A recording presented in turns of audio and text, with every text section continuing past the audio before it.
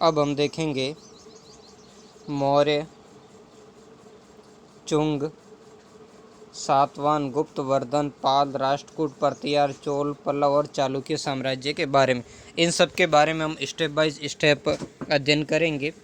इससे पहले जो महाजनपद काल थे, भारत में स्थित संपूर्ण 16 महाजनपद और राजस्थान में स्थित जनपदों के बारे में देखा है।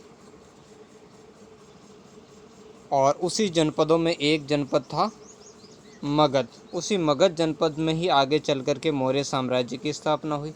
मौर्य साम्राज्य के बाद में चुंग वंश आएगा, फिर सातवाहन वंश, फिर गुप्त, फिर वर्धन, और फिर ये जो पूर्वी भारत के अंदर पाल वंश आएगा। ये दक्षिणी और मध्य भारत की तरफ जाएंगे तो यहाँ राष्ट्रकूट है, फिर प्रतिहार, और सुदूर दक्षिण के अंदर जाएंगे चोल, पल्लव, और पश्चिमी और दक्षिण पश्चिमी भाग के अंदर चालुक्य साम्राज्य। चालुक्य भी 2 भागों में होगा और बाद में इनके 3 भाग भी होंगे, वेंगी के चालुक्य, पश्चिमी चालुक्य, पूर्वी चालुक्य, बादामी के। ये सारे मुख्य 3 भाग होते हैं। उन भागों के बारे में हम देखेंगे। तो अब देखेंगे मौर्य साम्राज्य के बारे में। तो 16 महाजनपदों में से एक था मगध। मगध साम्राज्य का आविर्भाव यानी इसकी शुरुआत, यानी इसका जो आविर्भाव है, यानी इसकी प्रारंभ है हर्यक वंश से के समय से हुआ माना जाता है। हालांकि यहाँ प्रारंभ में अलग अलग वंशों के बारे में मगध पर शासन करना है। जो प्राचीनतम राजवंश है वो बृहदर्थ राजवंश माना जाता है। और उसके बाद यहाँ पर आया था हर्यक वंश। हर्यक वंश के बाद में यहाँ शासन रहा है शिशुनाग वंश का। शिशुनाग वंश के बाद में यहाँ शासन आया नंद वंश का, और नंद वंश का विनाश करके यहाँ शासन आया था फिर मौर्य वंश का। इसी नंद वंश का ही जो अंतिम शासक था घनानंद, उसे पराजित करके ही चंद्रगुप्त मौर्य ने मौर्य साम्राज्य की स्थापना की थी। और इस वंश आविर्भाव और कालांतर में समय मगध ने प्राय समस्त उत्तर भारत पर अपना आधिपत्य स्थापित कर लिया। यानी बाद के अंदर विशेषकर हर्यक वंश के समय में इसने अपना बहुत ही ज़्यादा क्षेत्रीय विस्तार किया और अन्य महाजनपदों को अपने अंतर्गत शामिल कर लिया। वैसे मैंने आप वीडियो अपलोड कर रखा है कक्षा 12 में मौर्य साम्राज्य का, उसे भी आप देख लें। बहुत ही महत्वपूर्ण जानकारी आपको उस वीडियो के माध्यम से भी प्राप्त हो जाएगी। ईसा पूर्व 326 यानी 326 ईसा पूर्व के लगभग मगध के राज सिंहासन पर नंद वंश का एक विलासी राजा था घनानंद। वह जन कल्याण पर ध्यान न देकर के अपने आमोद प्रमोद पर ही ज़्यादा धन, यानी जो जनता का धन था वो जनता के कल्याण पर खर्च न करके अपने ऊपर निजी खर्च करके उसका अपव्यय कर रहा था। उस समय उसका शासन था। इस समय पश्चिमोत्तर भारत हमेशा से ही भारत पर आक्रमण उत्तर पश्चिमी क्षेत्र, जिसे पश्चिमोत्तर कहते हैं, पश्चिम उत्तर भी हम कह सकते हैं, उसी क्षेत्र से हुआ। क्योंकि बाकी भारत की स्थिति ऐसी है, जो प्राकृतिक सीमाएं भारत को, जैसे प्रायद्वीपीय भारत के जो तीनों तरफ समुद्र हैं और जो उत्तर और पूर्वी भाग के अंदर विशाल हिमालय पर्वत श्रृंखला है, इधर हिंदुकुश पर्वत श्रेणी जो भारत को प्राकृतिक कवच प्रदान करती है, और जो उत्तर पश्चिमी क्षेत्र है जो स्थल मार्ग से भारत मध्य एशिया के साथ में ईरान आदि देशों के साथ में जुड़ा हुआ है, और यहीं से ही अधिकतर आक्रमणकारी भारत की तरफ आए हैं। प्रजा अपने राजा के अत्याचारों से पीड़ित थी और यानी जो नहीं सहनीय थे। ऐसे कर बाहर के कारण राज्य के लोग उससे क्या थे, असंतुष्ट थे। यानी जब उनसे कहा जाता जब मर्जी होती तब वो कर लगा देता था। जनता कहती थी कल ही कर लगाया था, तो क्या हुआ कि जब कहता था कि हमारी मर्जी होगी तब लगाएंगे।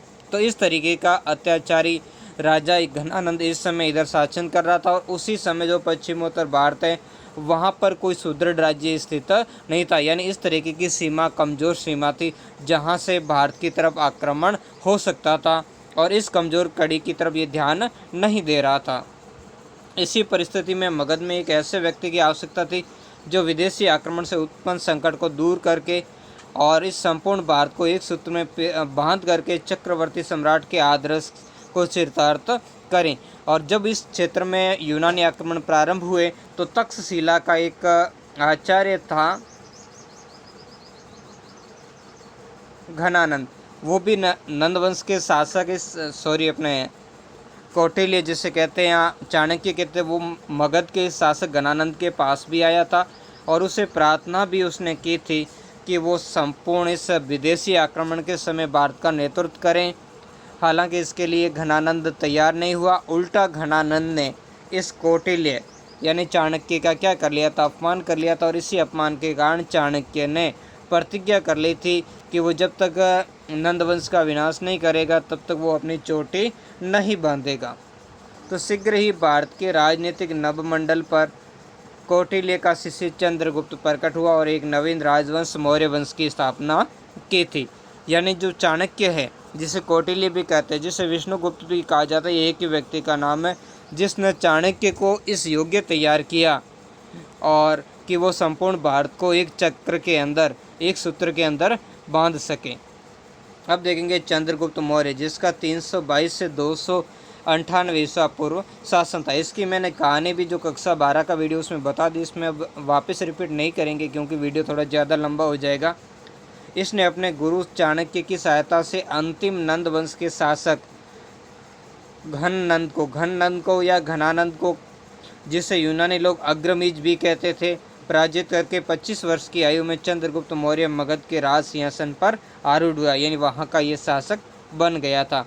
चंद्रगुप्त मौर्य ने व्यापक विजय अभियान करके प्रथम अखिल भारतीय साम्राज्य की स्थापना की। यहाँ ये स्थापना शब्द है, ये ध्यान रखना बहुत ही महत्वपूर्ण है कि प्रथम अखिल भारतीय साम्राज्य की स्थापना किसने की थी, तो ये की थी चंद्रगुप्त मौर्य ने। मैं आपको एक कमेंट बॉक्स के अंदर कमेंट करके बताना है कि इस नंद वंश का स्थापना किसने की थी, इसका संस्थापक कौन था। 305 ईसा पूर्व में उसने तत्कालीन यूनानी शासक सेल्यूकस निकेटर को पराजित किया था। इससे पहले भारत के ऊपर जो यूनानी आक्रमणकारी था सिकंदर का आक्रमण हुआ था और उसी आक्रमण के कारण जो कौटिल्य था या चाणक्य हम जिसे कहते हैं, उसने उस आक्रमण का सामना करने के लिए पहले छोटे बड़े जैसे तक्षशिला के शासक थे आम्बी वगैरह शशिगुप्त, उनसे प्रार्थना की, लेकिन वो इसके लिए तैयार नहीं हुए। तो वो घनानंद के पास भी आया। हालांकि उस समय छोटी बड़ी जातियों के तीव्र विरोध के कारण चंद्रगुप्त मौर्य की जो सेना है, उस सेना ने आगे व्यास नदी को पार करने से इनकार कर दिया था और वहीं से वो सेना वापस लौट गई थी। उसके बाद उसका उत्तराधिकारी हुआ था ये सेल्यूकस निकेटर। उसके और चंद्रगुप्त मौर्य के बीच में युद्ध हुआ था और युद्ध के बाद में दोनों के मध्य एक संधि हो गई और उस संधि के अंतर्गत एक विवाह हुआ। सेल्यूकस की जो पुत्री थी हेलेना, उस हेलेना का विवाह चंद्रगुप्त मौर्य के साथ में कर दिया गया था, जो कि भारत का पहला अंतर्राष्ट्रीय विवाह था। इस विवाह के अंदर चंद्रगुप्त मौर्य को 4 प्रांत प्राप्त हुए थे, एरिया, अराकोसिया, जेड्रोसिया और पेरिपेसमिस्डाई। और इसके बदले में चंद्रगुप्त मौर्य ने भी अपने ससुर को क्या किया था, 500 हाथी उपहार में दिए। ये हाथी उसको उपहार में दिए और बदले में जो मैंने क्षेत्र आपको बताया वो पूर्वी अफगानिस्तान, बलूचिस्तान और सिंध के पश्चिम का क्षेत्र ये इसके अंतर्गत पड़ता, जो है वर्तमान के अंदर हम देख सकते हैं काबुल है, कंधार है, मकरान तट, हेरात आदि इसके अंदर सम्मिलित थे। मेगस्थनीज ये था राजदूत जो चंद्रगुप्त मौर्य के दरबार के अंदर भेजा गया था, राजदूत के रूप में उसके दरबार में भेजा। चंद्रगुप्त मौर्य के विशाल साम्राज्य में जो भी मैंने 4 क्षेत्र बताए, इसी में ये शामिल थे। काबुल है, हेरात है, कंधार है, बलूचिस्तान जिसे मकरान तट भी कहते हैं, ये इसके साम्राज्य के अंदर शामिल थे, जो किसने इसको प्रदान किए, सेल्यूकस निकेटर ने। इसके अलावा पंजाब, गंगा यमुना का मैदान, बिहार, बंगाल, गुजरात, विंध्य पर्वत श्रृंखला जो मध्य प्रदेश, केंद्रीय और कश्मीर के भूभाग सम्मिलित है। यहाँ तक इसका विस्तृत साम्राज्य चंद्रगुप्त मौर्य ने स्थापित किया था। इस साम्राज्य की जानकारी के बहुत सारे स्रोत हैं, जैसे हमने उत्तरी भारत के अंदर देखते हैं, विशेषकर कौटिल्य का अर्थशास्त्र है, इस मेगस्थनीज की इंडिका है, मुद्रा राक्षस का अपने विशाखदत्त का मुद्रा राक्षस है, सोमदेव का सत्याग्रही सागर है, क्षेमेंद्र की व्रत कथा मंजरी। इसके अलावा जो भी बौद्ध साहित्य दीपवंश, महावंश है, जैन ग्रंथ भद्रबाहु का जो कल्प सूत्र है, विदेशी यात्री स्ट्रेबो, प्रोटार्क, जस्टिन, इधर फाइयान, वेनसांग सिंह आदि चीनी यात्री, रुद्रदामन का जो जूनागढ़ अभिलेख जो बहुत ही महत्वपूर्ण है, रुद्रदामन का जो जूनागढ़ अभिलेख है, इसी से ही चंद्रगुप्त मौर्य का जो प्राचीनतम जो अभिलेख है वो साक्ष्य प्राप्त होता है। इन सब कुछ अलावा जो तमिल ग्रंथ हैं, अहना नूरू और मुन्नामुरू, इनसे भी चंद्रगुप्त मौर्य के साम्राज्य की जानकारी, इनसे क्या विदित होता है, क्या जानकारी मिलती है कि चंद्रगुप्त मौर्य ने दक्षिण भारत पर भी आक्रमण किया था, यानी इसके साम्राज्य के जो दक्षिण फैलाव है उस फैलाव की भी जानकारी प्राप्त होती है। किसने, चंद्रगुप्त मौर्य ने वृद्धावस्था में भद्रबाहु से जैन धर्म की दीक्षा ले ली और 298 ईसा पूर्व श्रवण बेलगोला मैसूर जो कर्नाटक के अंदर है उपवास करके अपना शरीर त्याग दिया। इस समय हुआ क्या था, मगध के अंदर भयंकर अकाल पड़ गया था और इसी अकाल के कारण ये थोड़ा धार्मिक वृत्ति का हो गया था और इसने भद्रबाहु से जैन धर्म की दीक्षा कर ली। और इस समय जैन धर्म भी दो भागों में इसके बाद में डिवाइड होगा, यानी भद्रबाहु के नेतृत्व में कुछ जैन या जो अकाल के कारण जो दक्षिण भारत प्रवचन कर गए थे, उसी के साथ ये चंद्रगुप्त मौर्य भी वहाँ चला गया था अपने पुत्र बिंदुसार को अपना राज्य सौंप करके। तो वहीं पर जैन धर्म के अंदर एक पद्धति होती है सलेखना पद्धति, जिससे उपवास किया जाता, व्यक्ति मृत्यु उपरांत खाना पीना छोड़ देता है और परमात्मा चिंतन के अंदर लग जाता, उसके द्वारा इसने अपना शरीर छोड़ दिया था। अब नेक्स्ट देखेंगे इसका उत्तराधिकारी जो था बिंदुसार। इसका नाम बिंदुसार क्यों पड़ा, क्योंकि इसके शरीर पर इसकी माँ ने जहर का पान करने के कारण छोटे छोटे बिंदु हो गए थे, इसी कारण इसका नाम भी बिंदुसार रख दिया गया। जिसका कार्य 298 ईसा पूर्व से इसका 272 ईसा, देखो ये ईसा पूर्व हमेशा माइनस में चलेगा, आपको ध्यान रखना है। बिंदुसार चंद्रगुप्त मौर्य का पुत्र और उसका उत्तराधिकारी था। उसे यूनानी लेखक अमित्रोचेडस कहते थे। बहुत ही इसके अलग अलग काफ़ी सारे नाम मिलते हैं, जिसमें स्ट्रेबो इसे अलिट्रोकेडस कहता है, जबकि फलीट है वो इसे अमित्रघात नाम से भी यानी शत्रुओं का वध करने वाला आदि नाम से भी पुकारता है, जबकि वायु पुराण के अंदर इसको भद्रसार कहा गया। जैन ग्रंथ इसे सिंहसेन कहते हैं।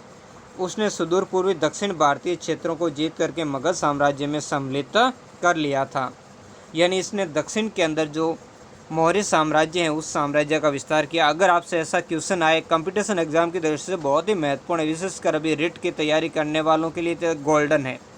इसके अंदर आपको ये चंद्रगुप्त मौर्य और ये मौर्य साम्राज्य इसका वर्णन मैं थोड़ा आपको डिस्कस भी करूँगा नेक्स्ट वीडियो के अंदर, विशेषकर रिट वालों के लिए, कि जो अपने राजस्थान बोर्ड की पुस्तक है उन पुस्तकों में रिट के सिलेबस के अकॉर्डिंग कौन कौन से टॉपिक जो 6 से 12 उसमें आप पढ़ सकते हैं। इतिहास से संबंधित थोड़ा मैं आपको बताऊंगा, क्योंकि इसके अंदर इतिहास का थोड़ा वेटेज ज़्यादा है।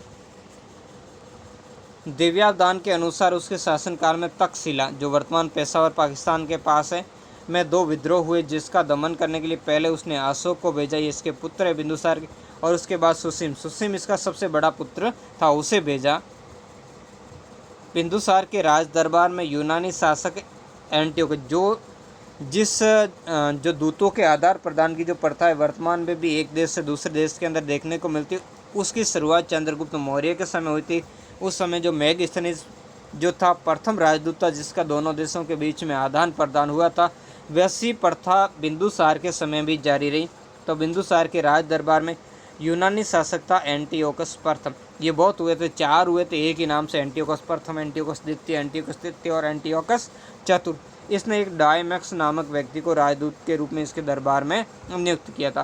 प्लिनी जो एक यूनानी लेखक है, उसके अनुसार मिस्र के नरेश फिलाडेल्फस, जिसे मेली भी कहते हैं या टालमी द्वितीय भी कहते हैं, इसका दूसरा नाम इसके टालमी द्वितीय भी प्राप्त होता है, ने डायानीसियस, इसमें देखो अलग अलग नाम प्राप्त होते तो आपको कोई दिक्कत नहीं, इससे डायानीसियस कहो या डायोनीसियस, ऐसे डायोनीसस भी कह सकते हैं।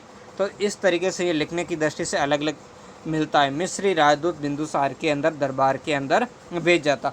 एक बहुत ही मज़ेदार बात आपको ये ध्यान रखनी चाहिए कि बिंदुसार ने इस जो सीरिया का शासक भी बताया गया, इसे एंटियोकस प्रथम से 3 वस्तुएं मंगवाई थी। एक तो मदिरा यानी शराब, सूखे अंजीर और दार्शनिक भेजने की प्रार्थना की थी, जिसमें प्रथम 2 चीज़ें तो एंटियोकस प्रथम ने भेज दी थी। कौन सी? मदिरा और सूखे अंजीर। जबकि दार्शनिक नहीं भेजा था, इसके लिए इसने कलवा भेजा था कि यूनानी कानून किसी मानव के विक्रय की इजाज़त नहीं देता था।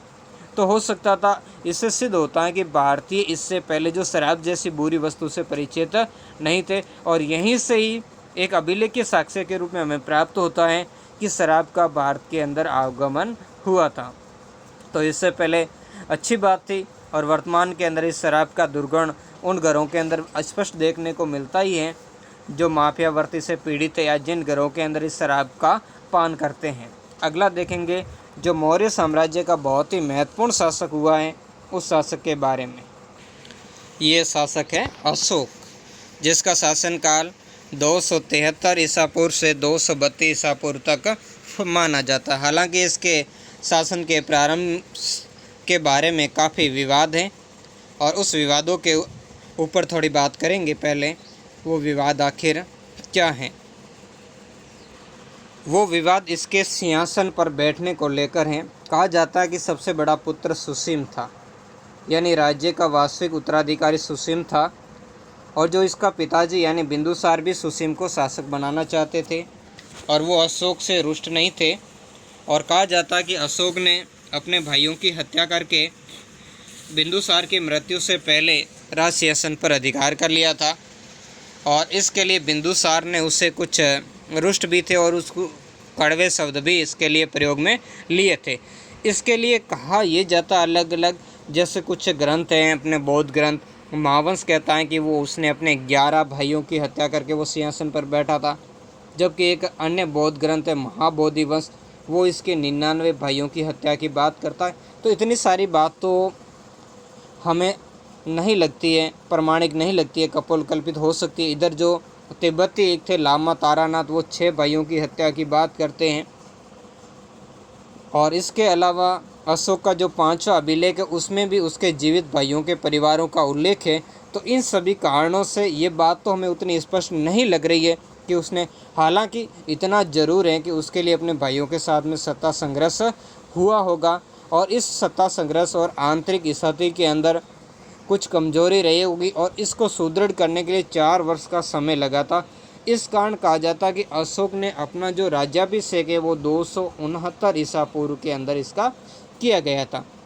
ये सारी बातें इस तरीके से स्पष्ट करती है कि उसके सिंहासन के समय आंतरिक जो संकट है उस संकट का जरूर उससे सामना करना पड़ा था और इसी संकट का सामना करने के बाद वो विधिवत रूप से 269 ईसा पूर्व में अपने सिंहासन पर विराजमान हुआ था।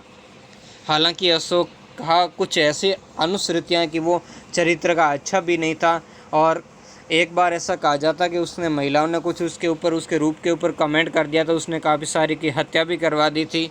अब जो भी ऐसी बातें सुनने को प्राप्त होती है, हम देखते हैं हमारे काम की चीज़ों की तरफ बढ़ते हैं। तो जैन अनुश्रुति के अनुसार अशोक ने बिंदुसार की इच्छा के विरुद्ध मगध के शासन पर अधिकार कर लिया था। बहुत ही उसका एक मंत्री था राधागुप्त, जो बिंदुसार का भी मंत्री था। इस राधागुप्त की मदद से ही इसने सिंहासन पर अधिकार कर लिया था। दक्षिण भारत के अंदर कुछ अभिलेख मिल रहे हैं मास्की और गुर्जर, इन अभिलेखों में अशोक का नाम अशोक मिलता, बाकी अभिलेखों में अशोक का नाम अशोक नहीं मिलके देवनाम प्रियदर्शी या राजा जैसे नाम मिलता है। 4 अभिलेख मिले हैं, उसमें से 2 ये मास्की गुर्जर, इसके अलावा उदय गोलम और निष्ठुर। इन अभिलेखों के अंदर अशोक का वास्तविक नाम अशोक प्राप्त हुआ है।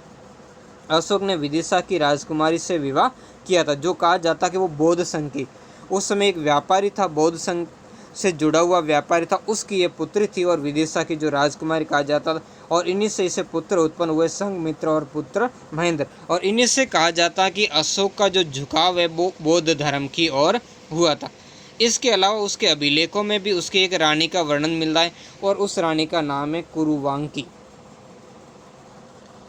जो कि तीवर की माँ थी। यानी इसकी एक रानी कुरुवांकी और एक पुत्र तीवर, इसका उल्लेख अभिलेखों के अंदर हमें प्राप्त होता है। इसके अलावा भी जैसे दिव्यावदान भी एक इसकी पत्नी का नाम बताता है, जिसे तिस्य रक्षिता भी बताता है। ऐसे अलग अलग इसके नाम प्राप्त होते हैं। राज्याभिषेक के 7 वर्ष बाद अशोक ने कश्मीर और खोतान आदि क्षेत्रों पर अधिकार किया। बहुत ही महत्वपूर्ण है कंपटीशन एग्जाम की दृष्टि से। अशोक ने कौन से वर्ष कश्मीर और खोतान को अपने राज्य में मिलाया था या अपने विजय अभियान चलाया था? उसने मौर्य साम्राज्य के तमिल प्रदेशों के अतिरिक्त समूचा भारत और अफगानिस्तान उसकी सीमा के अंदर उसने अपनी सीमा जो मैसूर तक अपने राज्य को बढ़ाया था। राज्याभिषेक के 8वें वर्ष में 261 ईसा पूर्व, बहुत ही महत्वपूर्ण बात है, अशोक ने कलिंग जो कि वर्तमान उड़ीसा के अंदर उस पर आक्रमण किया था और इस आक्रमण के अंदर 1 लाख लोग मारे गए थे। और यही आक्रमण बहुत ही महत्वपूर्ण सिद्ध हुआ अशोक के लिए। 1 लाख लोग मारे गए थे और कहा जाता 1.5 लाख लोग गिरफ्तार हुए थे या घायल हुए थे, जैसे भी हुए थे। और इसकी जानकारी हमें हाथी गुफा अभिलेख से मिलती है। ये किसका था? हाथी गुफा अभिलेख चैदी वंश का शासक था खारवेल। उससे अनुमान लगाया जाता है कि उस समय कलिंग पर एक नंदराज नाम, हालांकि इसके ऊपर विवादास्पद विषय है कि उस समय कलिंग के ऊपर कौन शासन कर रहा था, लेकिन ये कहता है कि हाथी गुफा अभिलेख कहता है कि उस समय नंदराज नामक व्यक्ति यहाँ पर राज कर रहा होगा। अब देखो, कुछ कहते हैं कि उस पर आखिर आक्रमण क्यों किया होगा, तो इसमें अलग अलग बातें बताई जाती हैं। जैसे अर्थशास्त्र कहता है कौटिल्य का कि कलिंग हाथियों के लिए प्रसिद्ध था, जबकि जो यूनानी इतिहासकार है प्लिनी वो कहता है कि कलिंग व्यापार वाणिज्य के लिए प्रसिद्ध था। इन कई प्रकार के अलग अलग कारण भी बताए जाते हैं। तो यहाँ पर जो भी बात थी वो महत्वपूर्ण ये था, यहाँ पर व्यापक नरसंहार हुआ और इस नरसंहार ने अशोक को क्या कर लिया? विचलित कर दिया। और कहा जाता है कि सभी जब अशोक के विजय की यश गान कर रहे थे, जय जयकार कर रहे थे, उस समय एक बौद्ध भिक्षु आता है जो कहता है कि महाराज की पराजय हुई, और उसकी बातों से प्रभावित होकर के अशोक शस्त्र त्याग की घोषणा कर देते हैं। यानी जो बात आई है भेरी घोष के स्थान पर धम घोष की बात है, उसकी घोषणा यहाँ पर वो कर देते हैं। और ये पहली बार हुआ जब राजनीति के अंदर अहिंसा का प्रयोग किया गया था। मगध साम्राज्य के अंतर्गत कलिंग की राजधानी धौली या तोंसली बनाई गई थी। शर्मण, निग्रोध या उपगुप्त के तथा उपगुप्त के प्रभाव में आकर अशोक बौद्ध धर्म में दीक्षित हो गया और उसने भेरी घोष के स्थान पर धम घोष अपना लिया। कई विद्वान इन दोनों को एक ही बताते हैं, कई अलग अलग भी बताते हैं। जो कुछ भी हो, इन्होंने बौद्ध धर्म के अंदर अशोक को दीक्षित किया था। कई जैसे मोगली पुत्र तिस के प्रभाव से भी बताते हैं। जो भी हो, अशोक बौद्ध धर्म का क्या बन गया था? अनुयायी बन गया था। और भेरी घोष यानी युद्ध करना उसने छोड़ दिया था। उसके लिए धम्म घोष यानी जो धर्म का प्रचार है लोगों के अंदर करना प्रारंभ कर दिया था। बौद्ध धर्म स्वीकार करने से पूर्व राज तरंगिणी, ये किसने लिखी थी? कल्हण ने लिखी थी। कश्मीर का इतिहास इसके अंदर वर्णन मिलता है। बहुत ही महत्वपूर्ण ग्रंथ है। कक्षा 12 के वीडियो के अंदर आपको पूरी डिटेल से इसकी जानकारी मिलेगी, वहाँ आप देख लीजिए। के अनुसार अशोक शिव का उपासक था, यानी प्रारंभ के अंदर अशोक शिव का पूजन था, यानी शिव धर्म को मानता था। बाद में बौद्ध धर्म का वो अनुयायी बन गया था। बाद में गुरु मोगली पुत्र तिस के प्रभाव में आ गया और इसी के प्रभाव से वो पूर्ण रूप से क्या बन गया? बौद्ध बन गया। बराबर की पहाड़ियों में अशोक ने आजीविक संप्रदाय किसने चलाया था? ये चलाया था अपने मखली पुत्र गौसाल था, उसने आजीविक संप्रदाय चलाया था। उसके निवास हेतु इसने 4 गुहाओं यानी गुफाओं का निर्माण करवाया था, जिसके नाम बहुत ही महत्वपूर्ण है। सुदामा, चापर, विश्व झोपड़ी और कर्ण। इन चारों गुफाओं का इसने निर्माण करवाया था। इन चारों गुफाओं के नाम आपको याद होने चाहिए। कंपटीशन एग्जाम की दृष्टि से बहुत ही महत्वपूर्ण यहाँ प्रश्न आता है। इसमें से 3 के नाम बता दिए जाते हैं और एक चौथे का नाम अलग दे दिया जाता है। जो किसने बनाया था? आजीविक संप्रदायों के लिए 3 गुफाएं और बनवाई थी, इसके पुत्र दशरथ ने, उनमें से इसका नाम दे दिया जाता। तो कुल 4 गुफाओं का नाम याद, जिसमें से अशोक ने बनाई थी सुदामा, चापर, विश्व झोपड़ी और कर्ण। उसने राज्याभिषेक के 10वें वर्ष में बौद्ध, ये इसने जो भेरी घोष की जगह जो धम्म घोष की यात्रा प्रारंभ की थी, उसमें उसने 10वें वर्ष में बोध गया की यात्रा की, जबकि 20वें वर्ष लुम्बिनी यानी कपिल वस्तु की यात्रा की, जहाँ जो गौतम बुद्ध है उनका जन्म हुआ था। रोमनदई अभिलेख से विदित होता कि उसने वहाँ भूमि कर की दर 1/6 से घटाकर 1/8 कर ली गई। आपके सामने ऐसा क्वेश्चन भी आए कि कौन से अभिलेख से जो कर की दर की जानकारी प्राप्त होती है या कर की दर को कम करने की जानकारी, वो है रोमनदई अभिलेख, जिससे रानी का अभिलेख भी कहा जाता है।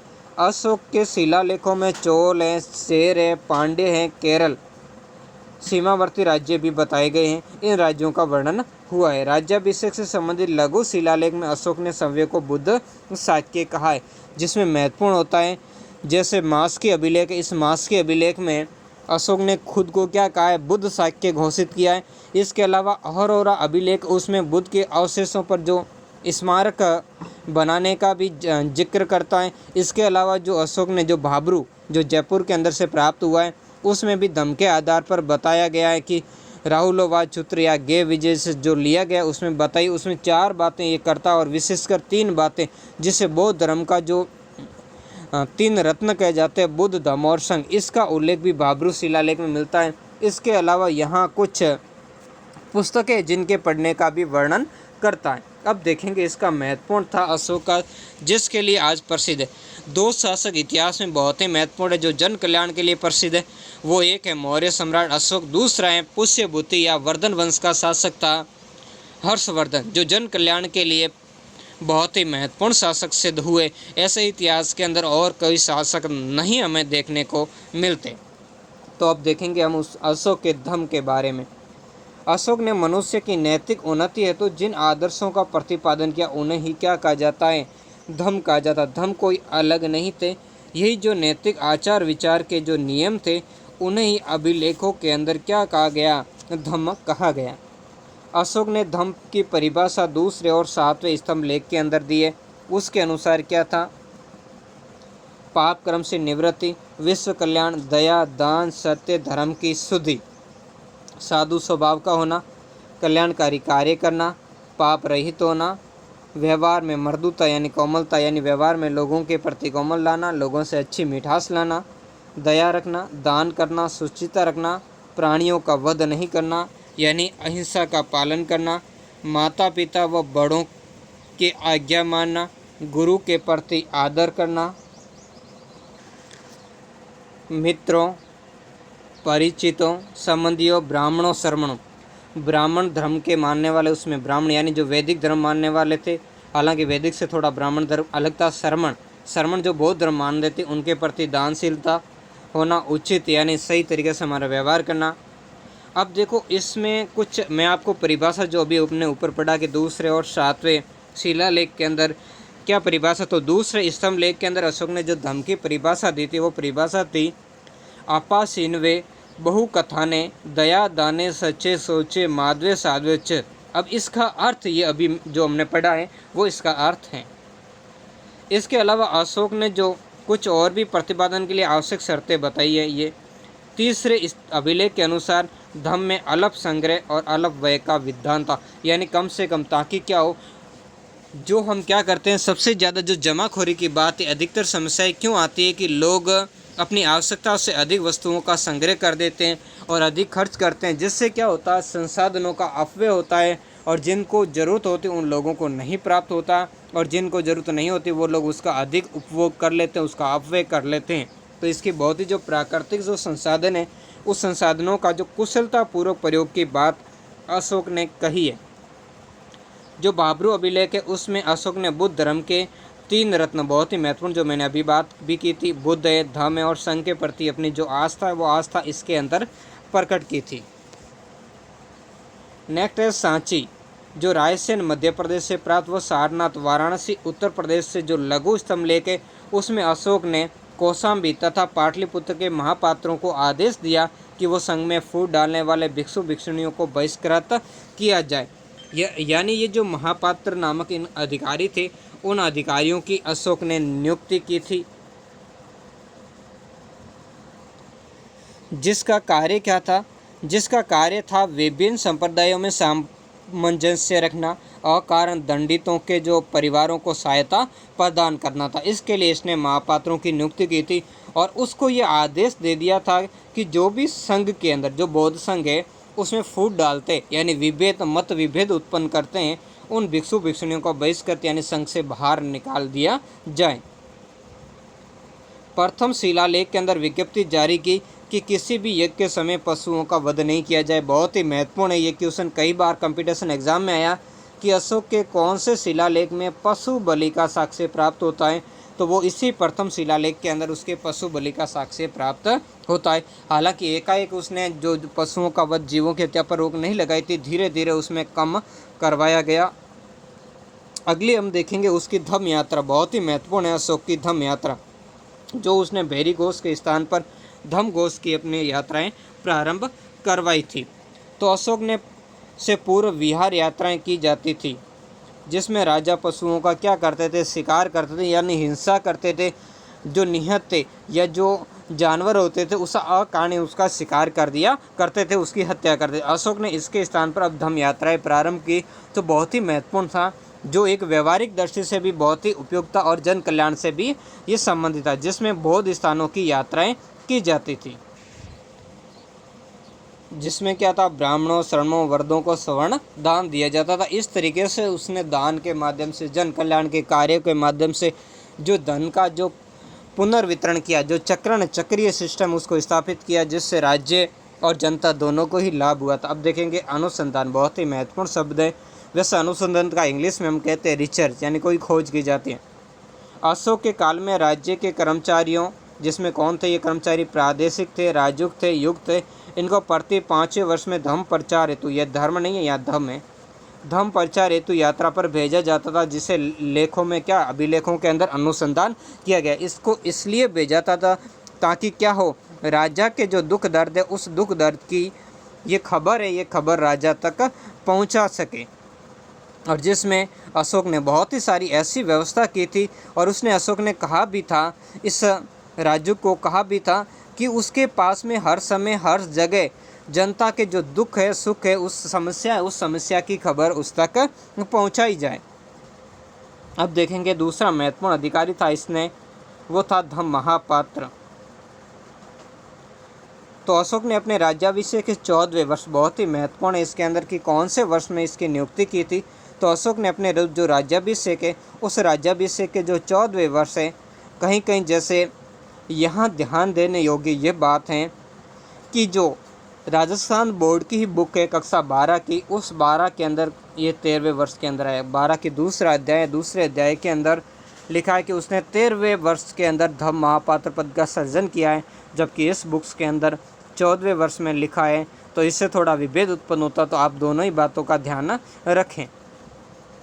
अशोक ने धम्म महापात्रों की नियुक्ति की, जिनके मुख्य कार्य थे जनता में धम्म का प्रचार करना, उनके कल्याणकारी कार्य करना तथा दानशिला को प्रोत्साहित करना, यानी लोगों को प्रेरित करना, और राज्य की तरफ से भी दान धर्म दिए जाते थे। और कारागृह के कैदियों को मुक्त करना, उसकी सज़ा को कम करना, उसके परिवार को क्या करना था, आर्थिक सहायता प्रदान करना। देखो धम्म था क्या, मैं आपको फिर से परिभाषा दे देता हूँ कि अशोक का धम्म क्या था। विभिन्न वर्गों, जातियों, संस्कृतियों को एक सूत्र में बांधने और अपनी प्रजा का नैतिक उत्थान करने के लिए अशोक ने जो आचारों की संहिता प्रस्तुत की, वही उसका क्या था, धम्म था। और उसी के जो पालन के लिए अशोक ने ये सारा कार्य किया था। तो इसके लिए वो क्या करता था, अशोक सजाएं कम करना, कैदियों को मुक्त करने के लिए क्या कर रहा था, मृत्युदंड प्राप्त व्यक्ति उसको 3 दिन का अतिरिक्त समय देता था पछतावा करने के लिए, जिसका भी उल्लेख वो अपने 4थे स्तंभ लेख के अंदर देता है।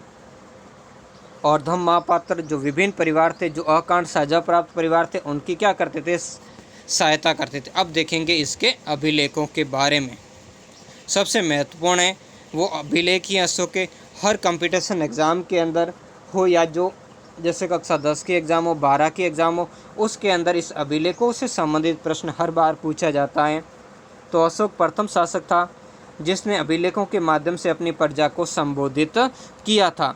अब देखो इसका कारण भी था कि जब शासक अपने कानूनों को पत्थरों के ऊपर शिलाओं के अंदर लिपिबद्ध हो जाएगा, तो जिससे अधिकारियों में डर रहेगा, वो उसका उल्लंघन करने से बचेंगे, साथ में जनता में भी जागरूकता आएगी। वर्तमान शासकों को भी अशोक की इस बात का अनुसरण करना चाहिए, और इससे संबंधित जो वर्तमान परिप्रेक्ष्य में क्वेश्चन भी पूछा जा सकता है कि अशोक के अभिलेखों से वर्तमान समय के शासकों को क्या प्रेरणा लेनी चाहिए।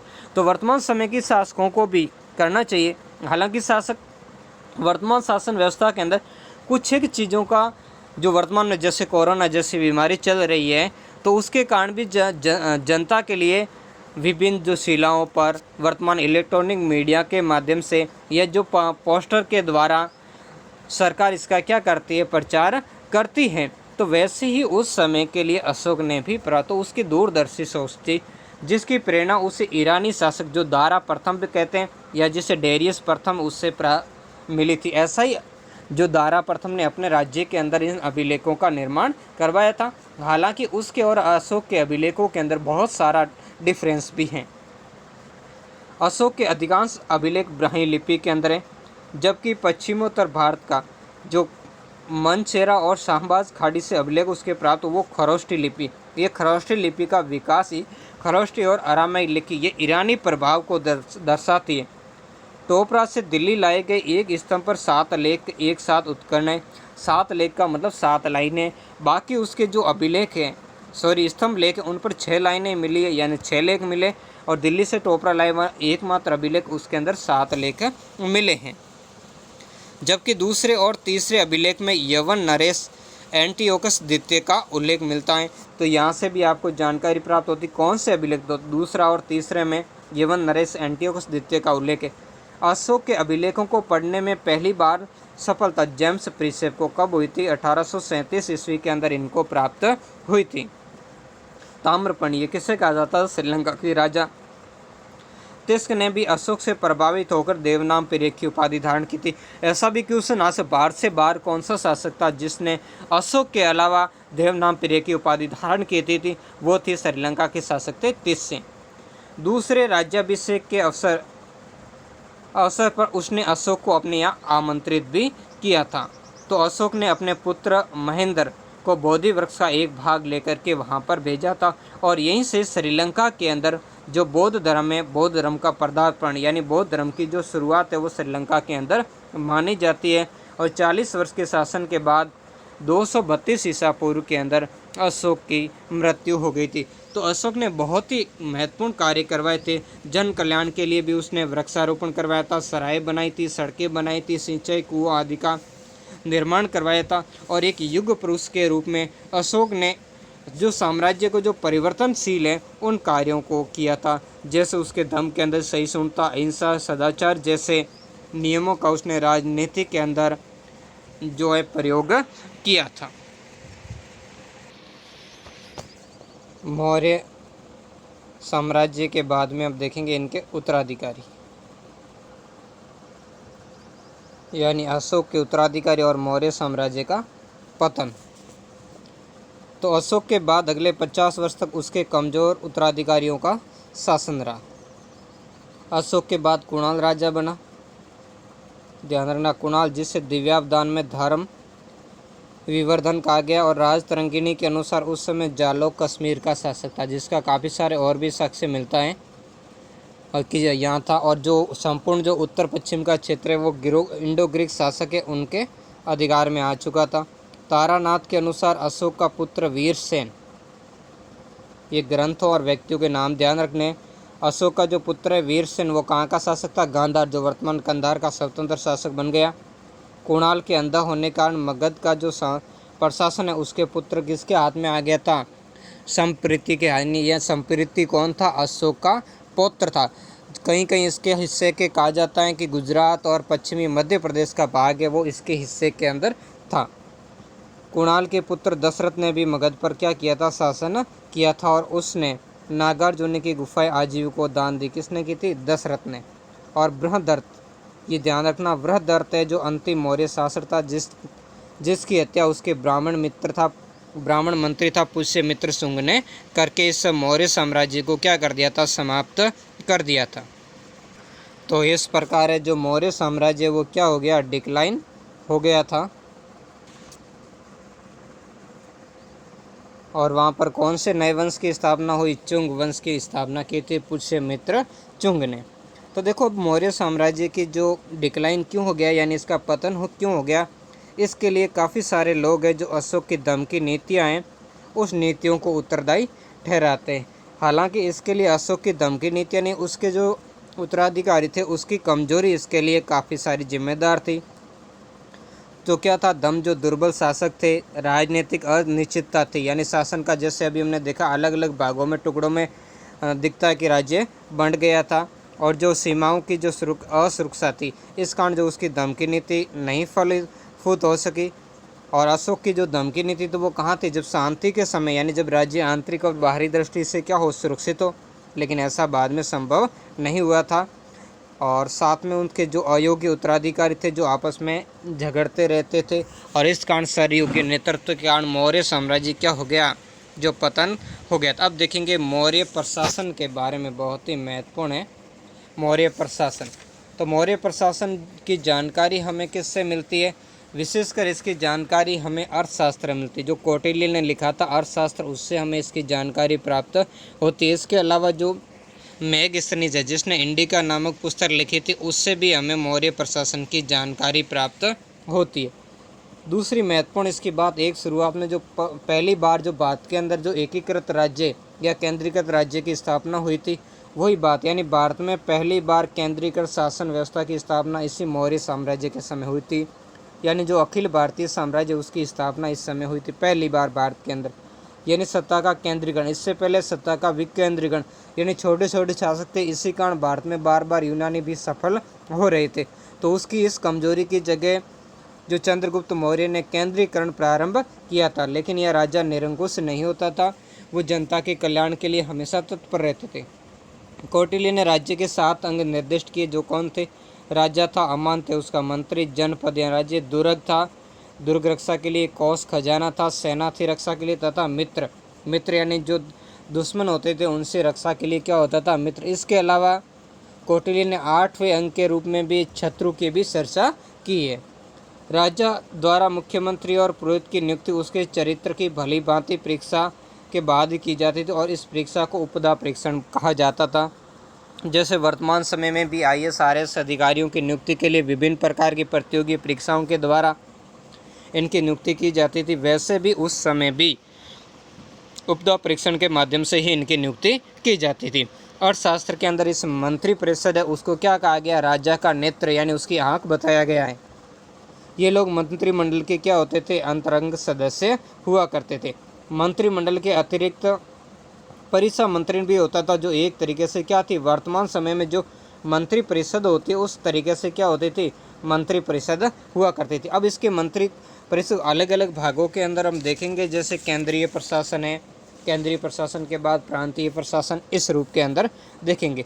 तो केंद्रीय प्रशासन के अंदर तो अर्थशास्त्र में 18 विभागों का उल्लेख है, जिन्हें क्या कहा जाता? तीर्थ कहा जाता था। और तीर्थ के अध्यक्ष को क्या कहा जाता था? महापात्र कहा जाता था। और सर्वाधिक महत्वपूर्ण तीर्थ थे मंत्री है, पुरोहित है, सेनापति, युवराज। और इन सबसे ऊपर जो केंद्रीय शासन के अंदर कौन होता था? सर्वोत्कृष्ट ऊपर था राजा। जो राजा क्या होता था? केंद्रीय प्रणाली का केंद्र बिंदु था, जो महत्वपूर्ण नीति संबंधित निर्णय राजा स्वयं लेता था। और इस कारण हम इसे निरंकुश कहते हैं, क्योंकि जो व्यवस्थापिका, कार्यपालिका ही, न्यायपालिका की समस्त शक्तियाँ उस राजा के अंदर ही निहित थी। और अब उसके कुछ अधिकारी, जो अधिकारी अभी हमने पढ़े, जिन्हें क्या कहा जाता था? तीर्थ। इन कुछ अधिकारियों के बारे में हम जानेंगे। अलग अलग बातों के अंदर हम देखेंगे, जिसकी अर्थशास्त्र के अंदर कुल 26 अध्यक्षों की भी चर्चा। देखो ध्यान रखना, 18 तीर्थ अलग थे, 26 अध्यक्ष अलग थे। कहीं के इनके 27 अध्यक्षों का भी वर्णन हमें देखने को मिलता है, लेकिन RBSC की जो ये बुक्स है, ये 26 अध्यक्षों का वर्णन करती है, जिसमें महत्वपूर्ण था अध्यक्ष अपने समाहर्ता।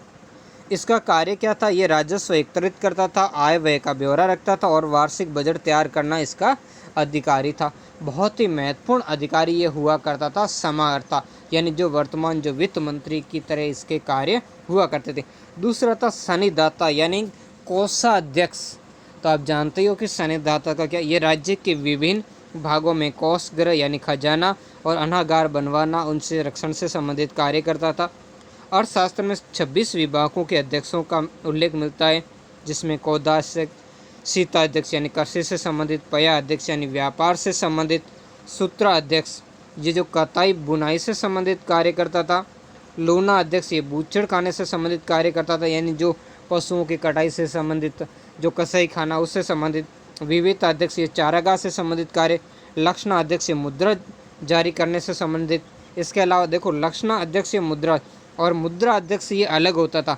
मुद्रा अध्यक्ष कोई लक्षणा अध्यक्ष से अलग हुआ करता था, यानी लक्षणा अध्यक्ष ये मुद्रा जारी करना, ये क्या होता था? मुद्रा, और ये टकसाला का अध्यक्ष हुआ करता था। और जबकि ये मुद्रा अध्यक्ष क्या होता था? ये देश से जो बाहर जाने और स्वदेश में आने के लिए जो राजकीय मुद्रा जो प्राप्त करता था, उसके लिए आवश्यक कार्य ये करता था। यानी इसका ये कार्य करता था कि जो देश से बाहर जाएंगे उनके लिए, और स्वदेश में जो लौटेंगे उनके लिए जो राजकीय मुद्रा है उसको प्राप्त करने का ये कार्य करता था। इसके अलावा जो नेक्स्ट आगे आएंगे हम पोतवा अध्यक्ष से।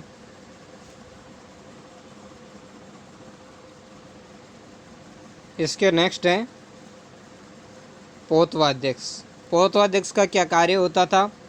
बहुत ही महत्वपूर्ण था ये, इस समय भी इस मौर्य साम्राज्य का एक महत्वपूर्ण अधिकार, जिसका कार्य था माप तोल। माप तोल विभाग का ये क्या होता था? अध्यक्ष था। अगला था बंदना कारागार अध्यक्ष। इससे सिद्ध ये किसका अध्यक्ष था? बंदी गृह का अध्यक्ष था। आठवीं ये किसका था? वन विभाग का प्रमुख था। युक्त है, उपयुक्त है, राजूक है, महामात्य आदि अन्य भी अधिकारी स्तर के कार्य थे। थोड़ा मैं एक बार फिर से आपको 18 तीर्थ और जो ये 26 अध्यक्ष हैं, इन 26 अध्यक्षों के बारे में आपको बता देता हूँ। जैसे सर्वोत्कृष्ट ऊपर इसका कौन सा था? मंत्री और पुरोहित था, ये प्रमुख का जो अधिकारी हुआ। उसके बाद सेनापति था, सेना का जो प्रधान, फिर युवराज था, फिर शनिदाता, फिर समाहर्ता, फिर कर्मांतिक, फिर व्यवहारिक, फिर प्रदेष्टा, फिर नागरक, फिर नायक, दंडपाल, अंतपाल, द्वारपाल, द्वारिक, अंतर्वर्षिक, आठविक, मंत्री परिषदाध्यक्ष और प्रशासता। ये जो 18 तीर्थ हुआ करते थे। फिर 26 अध्यक्ष, जिसमें से कुछ का अभी हमने इसमें देख लिया, फिर मैं इनके बारे में रिपीट कर देता हूँ। लक्षणाध्यक्ष है, आकाराध्यक्ष है, सोनाध्यक्ष है, पोतवाध्यक्ष है, विविक्ताध्यक्ष है, नवाध्यक्ष है, शुल्काध्यक्ष है, सीताध्यक्ष है, पयाध्यक्ष है, गणिकाध्यक्ष, संस्थाध्यक्ष, लवणाध्यक्ष, पत्याध्यक्ष, सूत्राध्यक्ष, देवताध्यक्ष, लोहाध्यक्ष, पत्नाध्यक्ष, मानाध्यक्ष, गवाध्यक्ष, महामात्य सरप, मुद्राध्यक्ष, कोप्याध्यक्ष, भंडाराध्याध्यक्ष, बंध्यकाराध्यक्ष, सूराध्यक्ष, अक्षपटलाध्यक्ष, शस्त्राध्यक्ष। इस तरीके से ये 26 27 इसके कुल क्या थे? विभिन्न अध्यक्ष थे, यानी ये विभिन्न विभागों के मुख्य हुआ करते थे।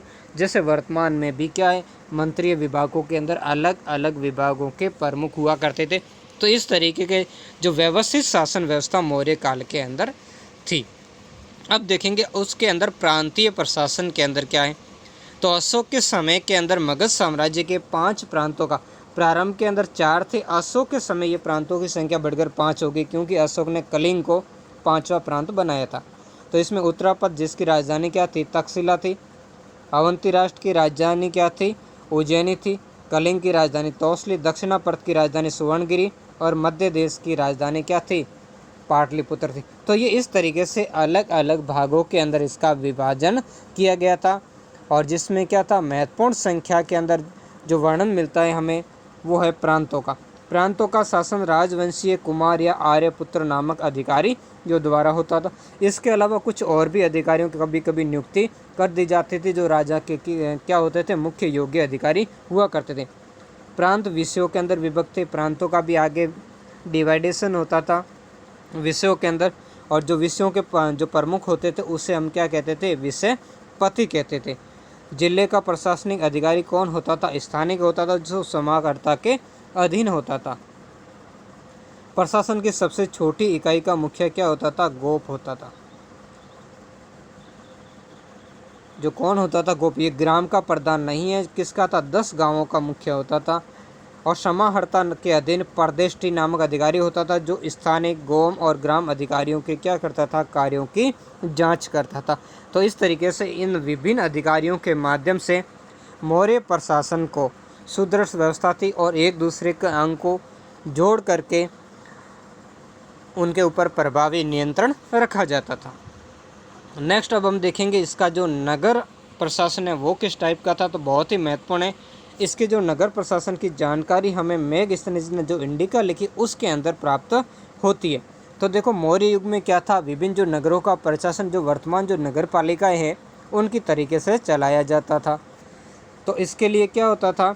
शासन प्रबंध 30 सदस्यों का एक मंडल करता था, जो कितनी समितियों के अंदर होता था? 6 समितियों में बंटा होता था। ये 6 समितियाँ कौन कौन सी थी? बहुत ही ध्यान से और बहुत ही महत्वपूर्ण है कंपटीशन एग्जाम की दृष्टि से। प्रथम समिति यानी उद्योग शिल्पों का क्या करती थी? निरीक्षण करती थी, यानी ये औद्योगिक विभाग समझ लो।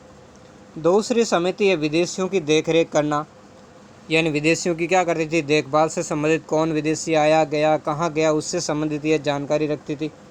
तीसरी समिति जन्म मरण का क्या करती थी? लेखा जोखा करती थी, यानी जनगणना का कार्य और जन्म मृत्यु का क्या करती थी? ये पंजीकरण करती थी। चतुर्थ समिति क्या करती थी? ये व्यापार वाणिज्य को देखरेख किया करती थी।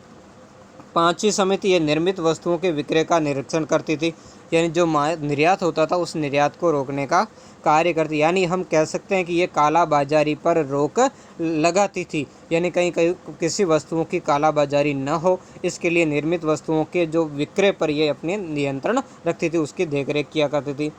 छठी समिति ये विक्रय मूल्य का 10वां भाग बिक्री कर के रूप में वसूल करती थी, यानी बिक्री कर वसूलने का कार्य ये समिति करती थी। और प्रत्येक समिति के कितने सदस्य होते थे? 5 सदस्य होते थे। इस प्रकार 5-5 सदस्यों की कितनी समितियाँ होती थी? 6 समितियाँ होती थी। नगर शासन के लिए एक क्या होती थी? सभा भी होती थी। और सभा का प्रमुख कौन होता था? नागरिक। ये नागरिक नगर का प्रमुख अधिकारी हुआ करता था। और इसमें हमें जानकर, इसके अलावा मैग्नेटिक्स के अलावा हमें कौटिल्य का जो अर्थशास्त्र उसमें भी नगर प्रशासन की जानकारी हमें प्राप्त होती है। इंडिका में एक और कुछ और अधिकारियों की बात, जैसे अष्टनोमो नामक अधिकारी हैं, वैसे इष्टोमो भी कुछ अधिकारियों की बात करता है जो सिंचाई, सड़क आदि से संबंधित कार्य करते। अब कुछ पहले मानचित्र देख लेते, फिर इसके आगे जो ये सैन्य व्यवस्था आदि के बारे में हम देखेंगे। इससे पहले कुछ मानचित्र हम देखेंगे जो महाजनपद काल आदि से संबंधित हैं।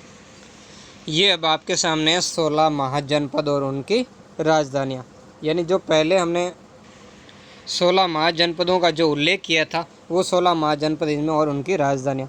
तो उनके देखो, इसको आपको मैप को दिमाग के अंदर बिठा लेना है। कई बार इसके अंदर विस्तार से संबंधित यानी मैप आधारित क्वेश्चन पूछ लिए जाते हैं कि उत्तर से दक्षिण में बढ़ते क्रम में, घटते क्रम में राज्यों को पूर्व से पश्चिम कौन से महाजनपद है। तो सबसे जो देखो कंबोज, जिसकी राजधानी यहाँ पर ये द्वारिका या राजौरी बताई गई, जो सबसे उत्तर पश्चिमी हमारा महाजनपद था, जो पाकिस्तान और जो अफ़गानिस्तान वाला इलाका है उस इलाके, यानी जो दक्षिणी पश्चिमी जो कश्मीर है और उस इलाके के अंदर फैला हुआ था। उससे ठीक नीचे ये गांधार, जिसकी राजधानी थी तक्षशिला। उसके बाद हम इधर आएंगे तो नेक्स्ट हम देखेंगे, यहाँ पर देखो आप देख सकते हो कुरु जनपद, जिसकी राजधानी इंद्रप्रस्थ थी। इसके अलावा इधर नीचे की तरफ ये तीर का चिन्ह है, यहाँ पर ये था पांचाल जनपद, जहाँ से द्रौपदी संबंधित थी। आई क्षेत्र और कांपिल्य, द्रुपद यहाँ का राजा था जिसके पुत्र हुआ था दुष्टद्रुम्न और पुत्री थी द्रौपदी। फिर इस साइड में हम राजस्थान में ये देखेंगे मत्स्य, जिसकी राजधानी है विराटनगर। फिर यहाँ पर ये जो कुरु जनपद ये पास पास में ही है। अब देखो, जैसे गंगा के मध्य स्थित है तो इनका थोड़ा क्रम आपको ध्यान रखना है। जैसे आपको कह दें उत्तर पश्चिम से उत्तर पूर्व की ओर क्रम के अंदर आप महाजनपदों के, तो सबसे पहले आपको यहाँ से प्रारंभ करते हैं तो कुरु पांचाल आएगा, पांचाल के बाद मत्स्य है, मत्स्य के बाद आएगा सूरसेन, जिसकी राजधानी मथुरा, जहाँ से भगवान श्री कृष्ण जी संबंधित थे, जो कि यमुना तट पर था। उससे निकट नीचे की ओर जाएंगे तो यहाँ आएगा वत्स, जिसकी राजधानी कौशाम्बी। तो वत्स गंगा तट पर था, जबकि उससे नीचे जो शहदी था, जिसकी राजधानी शक्तिमती थी, वो यमुना से थोड़ा नीचे की ओर स्थित है। और उसके बाद यहाँ ऊपर देखेंगे, यहाँ पर है कौशल, जिसकी राजधानी है श्रावस्ती। फिर इससे नीचे की तरफ आएंगे तो ये है काशी, ये भी गंगा के तट पर, ये काशी, जिसकी राजधानी है वाराणसी। और इससे ठीक काशी से ठीक ऊपर की तरफ यहाँ मल, ये जो गणराज्य था, मलों की राजधानी थी मल गणराज्य। मल से फिर नीचे यहाँ पर ये जो आ जाएगा आपका वजीसंग, जिसकी राजधानी थी वैशाली। और वजीसंग से इधर निकट है मगध। इस कारण इन दोनों के बीच में जो संघर्ष से ज़्यादा ही बड़ा चला था, और अंत में इसका मगध ने इस वजीसंग पर फूट डाल करके क्या कर लिया था, इस पर अधिकार कर लिया। और सबसे इधर देखेंगे सबसे पूर्व में अंग यानी चंपा, ये ध्यान रखना, सबसे पूर्व में कौन सा है, अंग यानी चंपा। सबसे पूर्वी जनपद है अंग, सबसे उत्तर पश्चिमी जनपद है कंबोज। और फिर दक्षिण के अंदर हम देखेंगे, सबसे दक्षिणी जनपद देखेंगे तो ये अस्म घाटक, जो गोदावरी नदी के तट पर स्थित था, यानी नर्मदा और ताप्ती नदियों के दक्षिण में। फिर मध्य की तरफ हम देखेंगे तो अवंती, जिसकी राजधानी थी उज्जैन।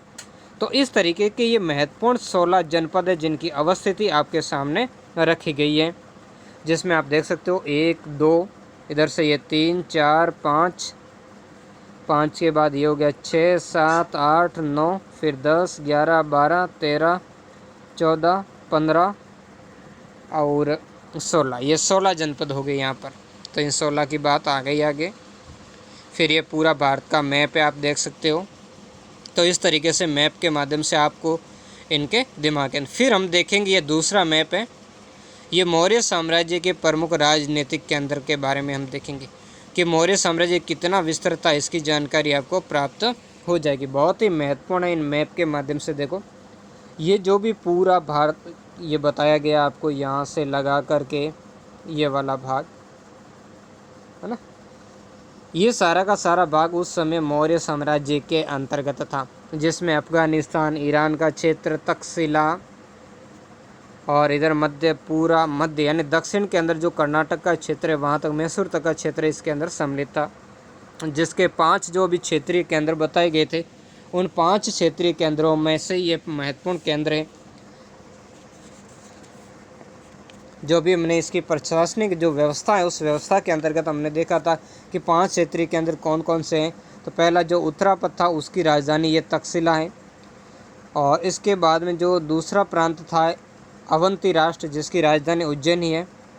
और इसके अलावा जो दक्षिण भारत के अंदर जो दक्षिणापथ था उसकी राजधानी कौन सी, सुवर्णी है। फिर जो कलिंग राष्ट्र उसकी राजधानी क्या है, तोसली है। और फिर जो मध्य देश या मध्य प्रांत या प्रासी कह सकते या प्रास्य कह सकते, उसकी राजधानी ये थी पाटलिपुत्र, जो इस पूरे मौर्य साम्राज्य की क्या थी, राजधानी थी। ठीक है, अब हम नेक्स्ट आगे बढ़ेंगे। अब देखेंगे मौर्यकालीन जो सैन्य व्यवस्था है, उस सैन्य व्यवस्था के बारे में हम अध्ययन करेंगे। तो जो सैन्य व्यवस्था था उसका सर्वे सर्वा तो कौन होता था, सम्राट, यानी सम्राट जो कह सकते हैं सर्वोच्च सेनापति। जैसे वर्तमान में भारत की जो तीनों सेनाएं, उसका मुख्य कौन होता है, सर्वे सर्वा, वो होता है हमारा राष्ट्रपति। वैसे उसके बाद में जो सेनापति होता था वो युद्ध विभाग का क्या होता था, प्रारंभ अधिकारी होता था। और सेनापति के बाद में इसका जो महत्वपूर्ण पद संभालने वाला था वो था नायक। और मौर्य काल में जो स्थायी सेना होती थी, प्लिनी जिसका वर्णन करता है, प्लिनी है, प्लूटार्क है आदि, इसके बारे में मौर्यकालीन सेना का ये वर्णन करते हैं। जिसमें प्लूटार्क कहता है कि मौर्यों की क्या थी, इसकी दस्यु सेना थी, जिसने क्या किया, अपने दस्यु सेना को इकट्ठा करके संपूर्ण भारत को क्या कर दिया था, इसने रौंद डाला था। जबकि प्लिनी कहता है कि मौर्यों के पास 6 लाख पैदल है, जो ये पीछे नीचे सेना आई हुई है, 30,000 अश्व यानी घोड़ों की सेना, 9,000 हस्ती सेना है और 800 रथ सेना। इसका वर्णन कौन करता है, ये प्लिनी करता है। तो देखो इसमें सेना के संगठन हेतु पृथक सैन्य विभाग अलग से था, यानी स्थायी विभाग था, जिसमें 6 समितियाँ थी। कितनी समितियाँ थी, 6 समितियाँ थी। और उस समिति के क्या थे, प्रत्येक समिति के 5 सदस्य थे। समितियाँ सेना के 5 विभागों की देखरेख करती थी। अलग अलग 5 विभाग होते थे। पैदल यानी ये पदाती सेना से संबंधित विभाग हुआ करता था, जिसका कार्य क्या था, जो पैदल सेना थी उससे संबंधित ये कार्य करते थे। दूसरा विभाग था अश्व यानी घोड़ों की सेना। तीसरा था हाथी यानी हस्ती सेना भी कहते। चौथा था रथ सेना और 5वीं थी नौसेना यानी जो जल सेना थी, उससे संबंधित ये कार्य। सैनिक प्रबंधन की देखरेख करने वाला अधिकारी क्या कहलाता था, अंतपाल। बहुत ही महत्वपूर्ण है, बाद के अंदर हम देखेंगे। अंतपाल किसको कहते हैं, जो सीमावर्ती दुर्ग है उनकी रक्षा करने वालों को भी अंतपाल कहते हैं।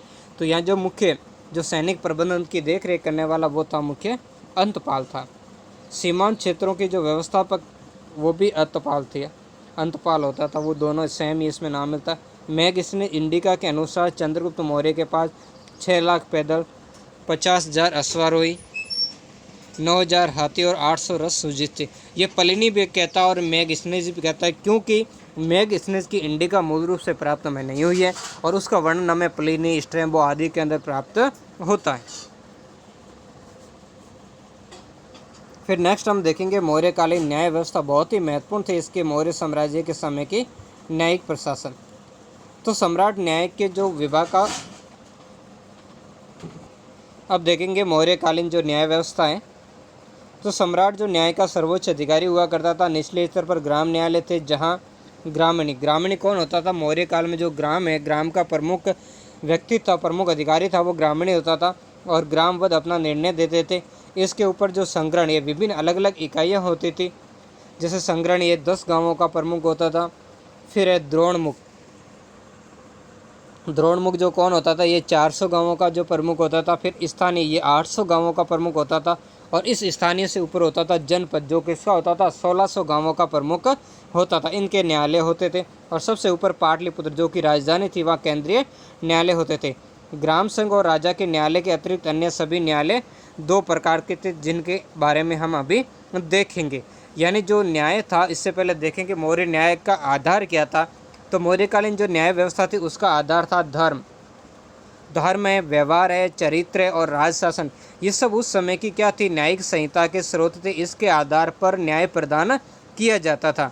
इसके अलावा उस समय जो न्यायपीठ पद्धति जो विद्यमान थी, जो वर्तमान समय के अंदर है न्यायपीठ पद्धति, जो वो अलग किसी मामले के लिए आपने देखा होगा कि संविधान पीठ का गठन किया जाता है किसी विशेष मामले की सुनवाई के लिए, वैसे ही न्यायपीठ पद्धति उस समय भी प्रचलन में थी, जिसमें न्यायाधीश बहुमत से अपना क्या करते थे, निर्णय दिया करते थे। तो इसमें न्यायालय 2 प्रकार के थे। पहला न्यायालय हम देखेंगे धर्मस्थीय। कौन सा न्यायालय है, धर्मस्थीय, जिसका कार्य क्या था, धर्मस्थीय। ये दीवानी मामलों से संबंधित कार्य करते थे। यानी इन न्यायालयों में निर्णय का कार्य धर्मशास्त्र में निपुण 3 धर्मस्थ या व्यवहारिक और 3 अमात्य करते थे। यानी कुल इसमें 6 व्यक्ति होते थे, 6 मिलकर के कार्य करते थे। इसी कारण तो मैंने अभी जो आपको बताया कि न्यायपीठ पद्धति जो थी, न्यायपीठ पद्धति, वो न्यायपीठ पद्धति इस समय प्रचलन में थी। और धर्मस्थली एक प्रकार की कैसी थी, दीवानी अदालत थी। कैसी अदालत थी, दीवानी। यानी दीवानी मामले इसमें सुने जाते थे। जैसे दीवानी मामलों में कौन से आएंगे, चोरी, डाके, लूट के मामले, जिन्हें क्या कहा जाता था, साहस। क्योंकि देखो ऐसे कार्य कौन करेगा, वही व्यक्ति करेगा जो साहस हिम्मत वाला होगा। डरपोक व्यक्ति के ये कार्य नहीं होते, हालांकि ये सभ्य नहीं माने जाते थे, भी धर्मस्थलीय आधारतों में रखे जाते थे। इसके अलावा कुवचन, यानी किसी को बोल देना, गलत बातें कह देना, गाली देना, मान आने, किसी की जो पहचान है उसको ऐसे ही ठोंच पहुंचाना, मारपीट करना आदि के मामले धर्मस्थलीय न्यायालय में ही लाए जाते थे। और इन मामलों को क्या कहा जाता था, वाक पारुष्य या दंड पारुष्य कहा जाता था। दूसरा हम देखेंगे कंटक शोधन। ये कैसी थी, कंटक शोधन, ये फौजदारी अदालतें होती थी। वर्तमान में भी जो न्यायिक पद्धति उसका इसी प्रकार से विभाजन किया जाए, यानी फौजदारी मामले ही सुना करते थे।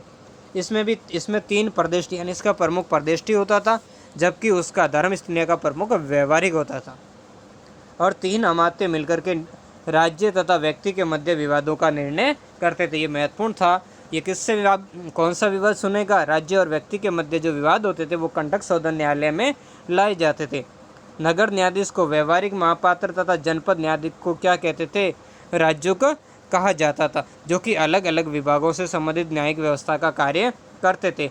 चाणक्य के अनुसार 4 मुख्य थे, जो मैंने आपको प्रारंभ में ही बताया था। क्या थे, धर्म, व्यवहार, चरित्र और शासन। इनके आधार पर ही न्याय प्रदान किया जाता था।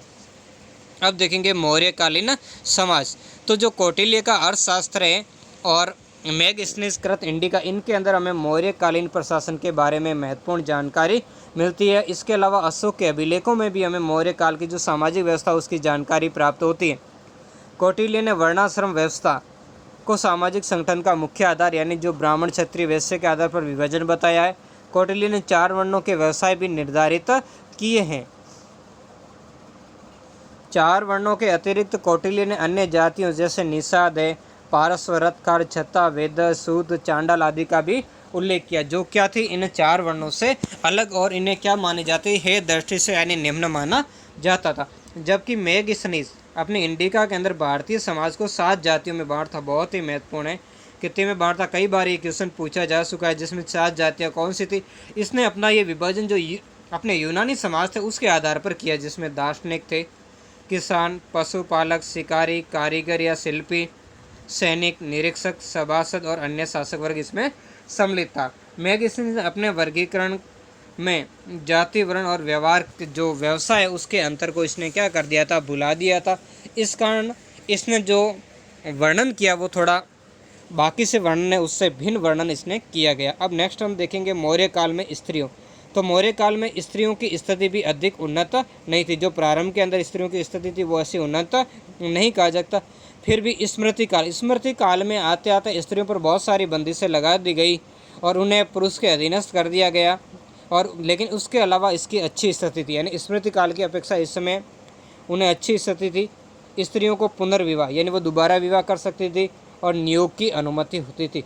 ये नियोग क्या, देखो पुनर्विवाह का तो मतलब आप समझते हो दोबारा विवाह करना, यानी विधवा विवाह भी होते हैं। अगर कोई महिला विधवा हो जाती थी तो वो दोबारा विवाह कर सकती है। नियोग प्रथा बहुत ही, हालांकि वर्तमान सभ्य समाज के अंदर ये स्वीकार्य ही नहीं है, ये गणनीय है। हालांकि उस समय प्रचलन में थी, जिसमें क्या था कि किसी महिला का पति मर जाता था, या फिर उसका पति किसी रोगी होता था, या वो सही वर्ण का नहीं था, यानी रंग रूप में वो काला था या और कैसा ही था, अच्छे रूपवान नहीं था, तो उसमें महिलाओं को ये छूट थी वो किसी अपने निकट संबंधी या किसी और व्यक्ति से शारीरिक संबंध स्थापित करके संतान उत्पत्ति कर ले। ये थी अपने उस समय की नियोग प्रथा, जो वर्तमान सभ्य समाज के अंदर गणनीय। ये जो आप चित्र देख रहे हो, ये सांची का जो बौद्ध स्तूप है उसका है, बहुत ही भव्य स्तूप है। और ये आपके सामने जो नेक्स्ट आ रहा है, ये जो सारनाथ का जो अशोक स्तंभ है, जो हमारा राजकीय चिन्ह भी है, जिसमें 4 सिंह हैं जो पीठ लगाकर बैठे हैं, और इसके नीचे ये आप देख सकते हो, है ना, ये हाथी है, घोड़ा है, चक्र है बीच में, और ये है उस समय की लिपि। अशोककालीन जो अभिलेख थे, उन अभिलेखों की ये लिपि है।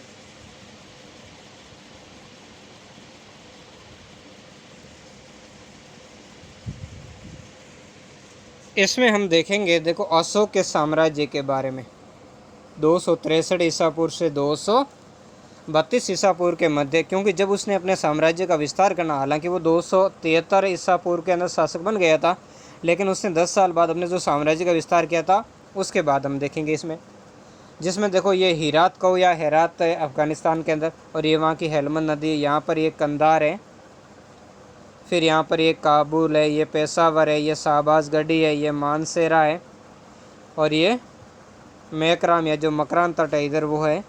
फिर यहाँ पर ये देखेंगे, ये सिंधु नदी है, जो यहाँ से ये निकलती है, ये पूरी होकर के यहाँ से ये सिंधु नदी तट आगे बढ़ी हुई है। और इसके बाद सिंधु के अंदर ये नदियों का क्रम भी आपको ध्यान रखना है।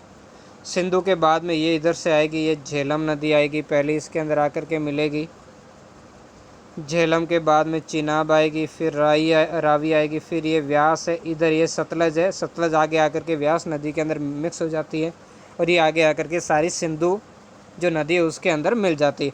ये जयपुर के अंदर जो भाबरू है यहाँ से मिला है, फिर ये बैराट है राजस्थान का ही, ये दिल्ली है, फिर यहाँ आप देखेंगे ये कालसी है, मेरठ है, तो ये रामपुरवा है, कुशीनगर है, लुम्बिनी, लोरिया, नंदनगढ़, अरेराज है, ये घाघरा नदी है, यहाँ वैशाली, रोमंदई, ब्रह्मपुत्र नदी, इधर चंपारण, गंडक नदी, पाटलिपुत्र, सहसराम है, ये बाराबार, ये पहाड़ियाँ यहाँ पर, फिर ये सहगोरा है, सारनाथ है, यमुना नदी, इधर प्रयाग, रूपनाथ है, बनास नदी, चंबल, सांची, उज्जैन, गिरनार, नर्मदा नदी, ताप्ती नदी, सोपारा।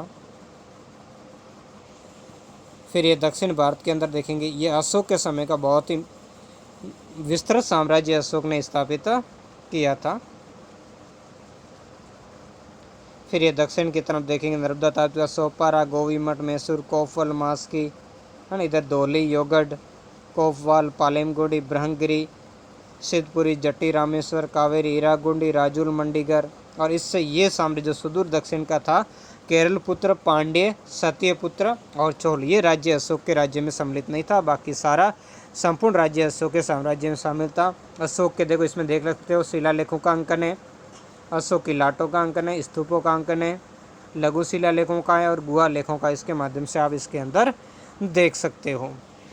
तो आज इतना ही देखेंगे, नेक्स्ट वीडियो में हम शुंग वंश आदि के बारे में हम देखेंगे। धन्यवाद।